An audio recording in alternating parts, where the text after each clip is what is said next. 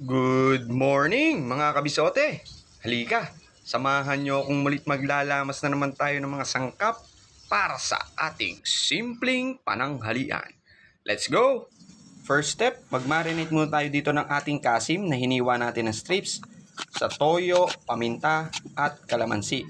Same process lang sa atay, ganun din, strips ang hiwa, marinate sa toyo, kalamansi at paminta.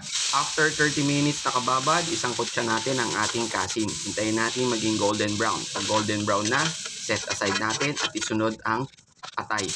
Makakatulong yan pagtanggal ng lansa sa ating atay.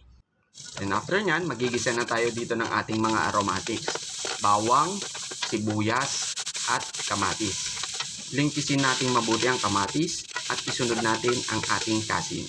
Sangkutsayin lang ulit for mga 2 minutes. Ilagay na natin ang carrots at ang ating potato. Igisang mabuti.